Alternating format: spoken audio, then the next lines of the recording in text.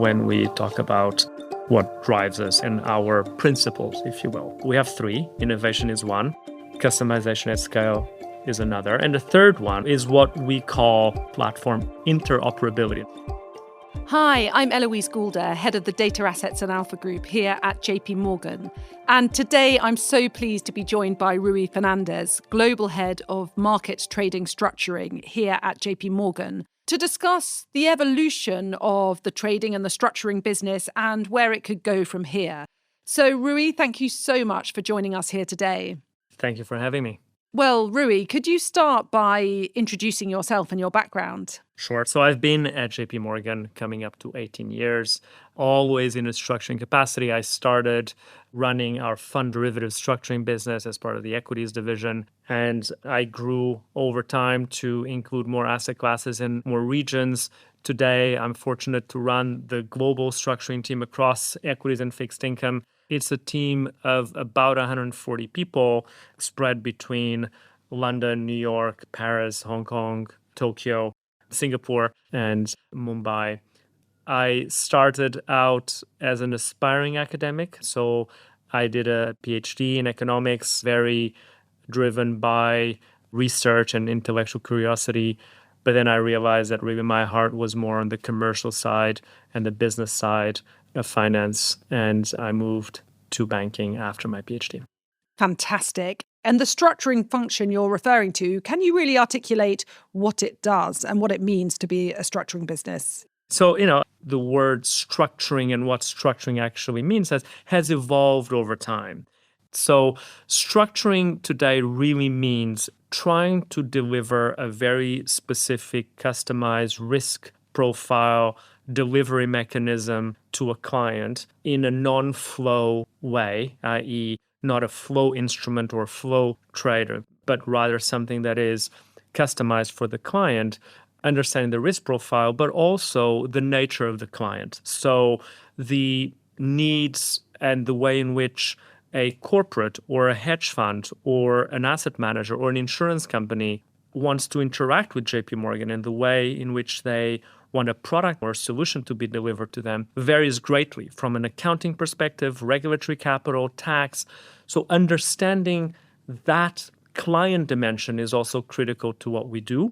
And we try to bring the firm together both from an asset class specialization, equities, credit, rates, FX, etc., emerging markets, but also on a cross-market basis in addressing the needs of specific clients, for example, insurance, pensions, or FIC banks or FIC clients more broadly. And I'm intrigued as to the drivers of the growth of the structuring business. You're mentioning here that you're providing customized, bespoke solutions. And when I think about the evolution of the trading function, I think about e-trading and I think about systematizing things, standardizing things. Why would you argue that this customized, bespoke function within structuring cross-asset has really grown over time? So it's a good question. And it has grown both at JP Morgan and across the street. But I think the growth has really been driven by what I think is a growing realization internally and by clients as well in what we call the bifurcation of markets, in the sense that you have a trend towards electronification of markets. Big trend. We are ourselves a leader in that trend. We deploy a lot of intellectual capital, technology, infrastructure to be the most relevant bank in that space.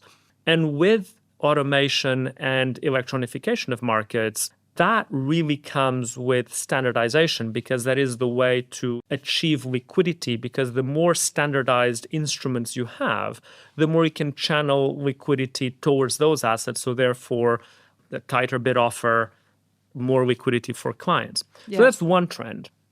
The other side of the barbell is to try to achieve the holy grail of, at the same time, delivering a customized exposure to a client. So say, for example, I want equity exposure. Why don't I just buy the S&P? I just buy an S&P future, buy an S&P ETF. Okay, that's one way to do it. Extremely liquid, low fee. But then clients may turn around and say, well, but actually I want S&P, but I want to overweight this sector versus that sector, or I want to take out these 10 stocks that I don't like. So then you're into a space which we call custom baskets. So you're now creating a customized exposure to a client. When I'm giving you a very simple example, but think of that on a global scale, cross-asset, across all the products that JP Morgan offers. And coming back to my example of S&P versus a custom basket, the way that a typical client would assess the merits of that, clearly on one hand, if you just go long S&P or short for that matter, you have a very liquid, cheap, ultimately, way of expressing that view. But then on the other hand, you may want a customized view that's in a way for you to generate alpha. But then at what cost does that come? Cost in terms of bid offer, liquidity, etc. So the whole thing we're trying to achieve is where you can customize, but the cost of customization is low. If it's easy to customize for clients, we find that they will customize and they will value the ability to customize if it's done at the right liquidity and ultimately the right price for them. That's really fascinating, the fact that you are providing this customization at scale, and so helpful to hear you articulating this barbell. So as e-trading and standardization on the one hand has grown over the years, at the same time, this need for a customized but customization at scale solution has also expanded. Thinking about the client base, and I assume that has also changed over time and that you're really working to satisfy the needs of the ever-evolving clients. How has that changed over time? So it has changed, but I wouldn't say it has fundamentally changed. I think some trends have clearly emerged. So clearly the rise of private credit, the commingling of insurance and sponsors, and how a lot of the big private credit, private equity sponsors either own insurance companies or have partnerships with insurance companies. I think that has been a big trend in terms of how do we service those clients in terms of liability management, asset transformation to match the liabilities that they're acquiring. So positioning our products and solutions in a way that is relevant for clients has been very important. Another one has been the growing access and the growing interest of ultimately retail investors to access sophisticated products. By sophisticated, I mean somewhat bespoke or customized for them. And that's been very true over the last few years, where with interest rates going up, now of course they're coming down, but from 2022 to 2024, there was a lot of interest from clients on diversifying from equities, and interest rate products and credit products in the retail channels have been very popular. They've grown in volume, so we've been very active in that. Another big trend on the asset management side has been the growth of, let's say, multi-strategy type investing. And I guess your audience will probably all know about the big multi-strat hedge funds and the pod structures and how that has really grown tremendously over time. I think that's a well-known phenomenon, but I think it's also not just specific to the hedge fund community. It cuts across other investors, from traditional asset managers to how insurance companies manage their balance sheets, their assets, sovereign wealth funds, family offices. So broadly speaking, investors taking a more multi-asset approach. So how do we adapt ourselves to that? How do we service that community? And a lot of that comes from having relevant IP, so trade ideas that are relevant, that are implementable either in derivative space or cash space. So we work a lot with our research department, indeed your team, bringing, let's say, market views into an implementable structure or product that expresses that view. And that's both not just modeling and pricing, but also working with our trading colleagues to make sure we can risk manage and then provide ultimately an attractive product to a client. The multi-strat approach has also given rise to what we call quantitative investment strategies, QIS for short. And it's really systematic trading strategies that we create on a cross-asset basis that we deliver for clients. But it's always evolving because the needs of clients keep evolving. The importance of being cross-asset, being able to offer multi-strat client the ability, a good example in 23 of clients wanting to invest in commodities as an asset class and to diversify from other asset classes where perhaps they had stronger conviction. So all of that, for example, is a big theme. And again, coming back to your question, is very much driven by the rise of multi-strat and multi-asset investing across the overall investment community. Absolutely fascinating. All of those developments among our client bases, from the rise in private credit to the rise of the retail investor to the rise in the multi-strat, multi-asset community. And it's worth noting that we had Deepak Maharaj, who's in your business, Rui, who heads equities and cross-asset QIS structuring on this podcast series back in November. And I do think it's fascinating hearing about all of the ways that you are leveraging data sources, whether that's internal proprietary data sources or external data sources, to formulate alpha generating ideas to make available to our client base. And that's been a big trend because, again, sticking to the area of multi-asset and multi-strats, how can we add most value to those clients? And what we try to do specifically in the QIS space is to bring a blend of intellectual property. We have strategies that we think work for certain market conditions, but very often we can have our quants and our product development people come up with really interesting strategies. But the reality then is, can we actually execute in an operationally robust way? So, for example, imagine strategies that rebalance large volumes, multiple markets, intraday based on tick data, with options-based strategies with intraday delta hedging, just as an example.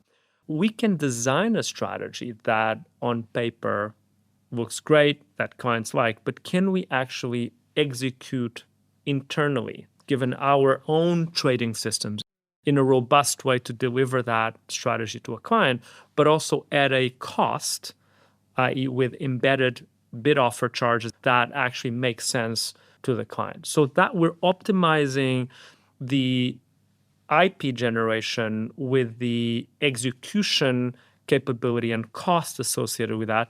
And bear in mind that in certain markets, the range of instruments that we can use to express a QIS view has also widened dramatically. ETFs being an example of that. So in the credit space, with the rise of credit ETFs and the liquidity of credit ETFs, we can do a lot of interesting strategies in credit space using ETFs as building blocks in a way that really 5 years ago we couldn't do. Another example in credit is the rise of portfolio trading, where for years people have been talking about factor investing being a big thing in equities. What's the analog of that in credit? Is there such a thing? And the reality is that even if conceptually you could argue there is, you got to think about the ratio of transaction costs to implement it versus the potential outperformance that you get versus a standard credit benchmark. And unless bid offers compressed, which they have under portfolio trading, you couldn't really implement a factor investing in credit. Well, that's also changing. So these are just some examples where there is ultimately a blend between idea generation as well as technology, liquidity, infrastructure development, and it's a blend of both that allows us to deliver products for clients. Well, I wanted to ask what you really believe has been key to your success in growing the structuring business over all of these years. And I think what you just articulated in terms of your ability to leverage the full cross-asset trading platform that is JP Morgan, is that one of the key pillars to your success? And what would you say more generally has really led to your success within the business? Thank you for that. I would say a number of things. So one, taking the good bits of JP Morgan's scale, completeness, breadth, but at the same time, make sure that we can deliver products and solutions in a fast way for clients. Because often what we hear in anything which is bespoke is, well, how long is it going to take to produce a term sheet or documentation? So if we think that there is a trend in the market, if we think that there is a solution that a client needs, we have to be very disciplined in going from concept to an actual implementable transaction. And that can often be amazing at JP Morgan when you have all the building blocks that I think very few others have. But at the same time, sometimes these building blocks don't necessarily talk to each other in terms of typically technology and infrastructure modeling, etc. So we have to cut through that. And that means a single-minded determination to be able to go from innovation to product in a very short time span, because trends are fast moving and we have to be very relevant for clients. So that's one thing that we pride ourselves in at least trying to do. And I think generally we achieve that. I think the other thing is to really think that at the end of the day, this is also driven by innovation. And sometimes I get asked, like, what do we mean by innovation? And does innovation mean complexity? And the reality is that I often joke, actually, we innovate to simplify, meaning we try to innovate where it's very bespoke, but it's a product that is ultimately delivered in a way that is easily understandable, digestible by clients. And that's something we are very conscious of. Very often, the best ideas come from the client dialogue, and being able to embrace that and converge from a bunch of ideas and innovation into a well understood set of products, I think is very important. And I think then it's a function of the skill set and the breadth of talent that we have, which in a large organization like JP Morgan and our structuring organization, it really spans anywhere from a financial engineer that can model complex derivatives to someone with a legal background, a trained lawyer who can go through 200 pages of legal documents and negotiate clauses and terms with clients. So it's a very broad range of skill sets. So how do you make that all run? How do you make that team have a purpose, have, if you're a North Star within the firm? I think that's ultimately been a key driver of our success. And this idea that you're piecing together the building blocks of the various businesses we have cross-asset here at JP Morgan, doing something that wasn't done before, and piecing it together technologically, I mean, that's incredible. And I can understand your point about innovating to simplify so that there can be consistency cross-asset. Yeah, absolutely. And I think one of the pillars of our business when we talk about what drives us and our principles, if you will, we have three. Innovation is one, customization at scale is another. And the third one, which we touched upon but haven't really gone into, is what we call platform interoperability. Now, that's a little bit of a mouthful. So what does it mean, platform interoperability? It comes back to the point that at a firm like JP Morgan, we have really all the building blocks that we could possibly need. We have risk appetite, we have platforms from SPVs to funds to notes to OTC derivatives to loan structures to fiduciary notes, a plethora of delivery mechanisms on a global basis. But very often, these platforms are built somewhat organically to achieve a desired outcome for a particular business or subset of businesses. It just happens that over time, you kind of create silos where theoretically you think I can mix and match any risk profile with any platform anywhere in the markets business that I can deliver to any client on a global basis. And the practicality of that can be quite challenging. So a lot of what we've done over the years was to either make sure we build platforms in a way that are from the outset markets-wide platforms, or to try to make sure that all these different platforms connect so that when a client comes and wants to mix and match, if you will, different aspects of our business from payoff to platform to legal regime, etc., we can effectively do that. So that is the third pillar. That's what I mean by platform interoperability. That's really helpful. Thank you, Rui. So, final question before we wrap up, thinking about the future. You've discussed at length the evolution of your business and the trading business as a whole, and all of the changes that we've witnessed, including changes among our client base and the rise of the retail investor and the rise of ETFs. When you look to the future, let's call it 5 years, where do you see the business going? Is it more of the same, or are there other factors that you think will be at play? And AI, we haven't even mentioned that in this conversation. We could not end this conversation without mentioning AI, so I'm glad you did. Yes. So what's your vision of the future, Rui? So first of all, I would always say I'm just a structure. I don't have a crystal ball, but I try to have high awareness to what are the emerging trends that we need to be ready for. So do I have a strong view of what the world will look like in 5 years? Broadly speaking, I don't, to be perfectly honest, because a lot can depend on changing regulation, can depend on market structure, and some of this can happen reasonably quickly. So to me, what's really important is rather than trying to predict the future, is to make sure that you are every day being alert to what the trends may be. And the best way to do that is to talk to our clients, trying to understand how they view the world and how we need to be ready to address those trends when they come. If I take AI, so that's, of course, the big kind of elephant in the room, if you will. And we've embraced AI, obviously, as a firm. JP Morgan is well publicized. You could also argue we're kind of just scratching the surface. So we've done a lot of work on, as a firm, in trying to optimize our own internal processes. We've recently tried to embed AI into the design of products.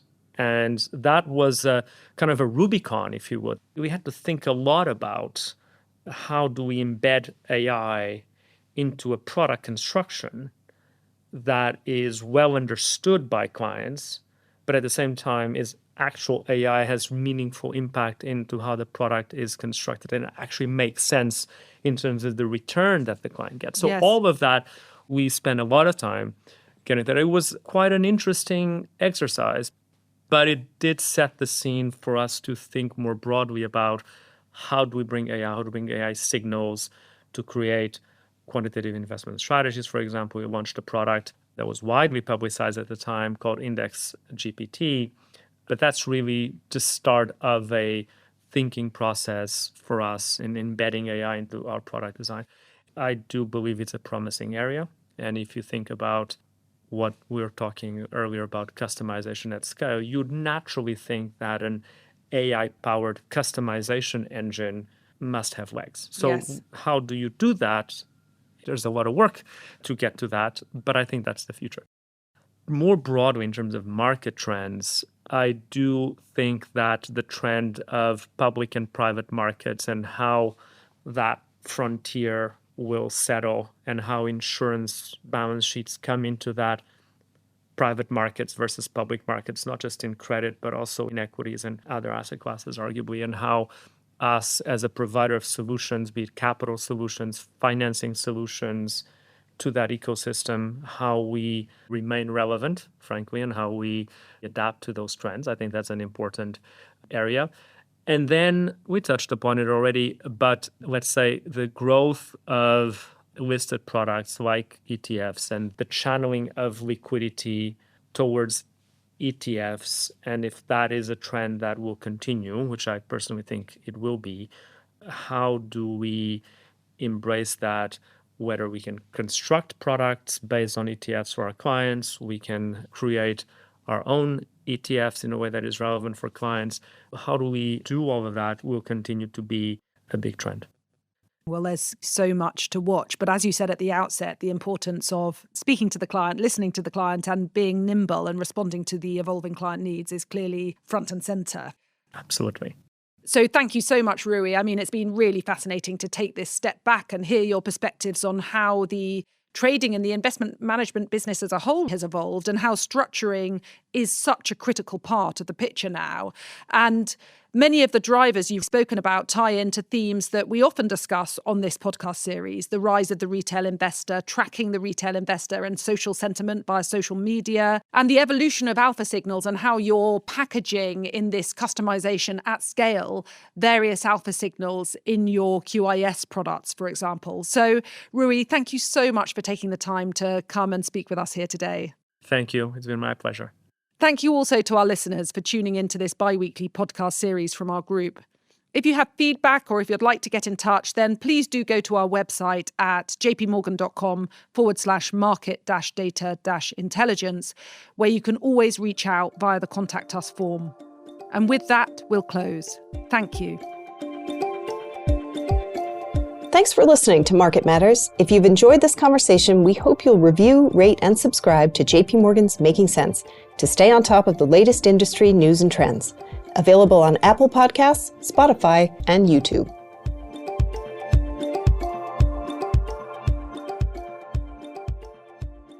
The views expressed in this podcast may not necessarily reflect the views of JP Morgan Chase & Co. and its affiliates, together JP Morgan.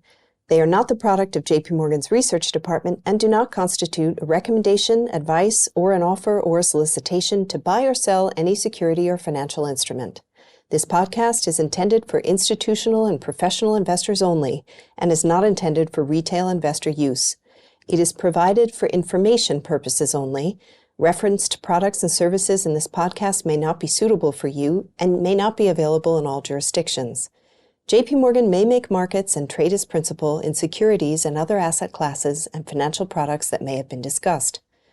For additional disclaimers and regulatory disclosures, please visit www.jpmorgan.com/disclosures/sales and trading disclaimer. For the avoidance of doubt, opinions expressed by any external speakers are the personal views of those speakers and do not represent the views of JP Morgan.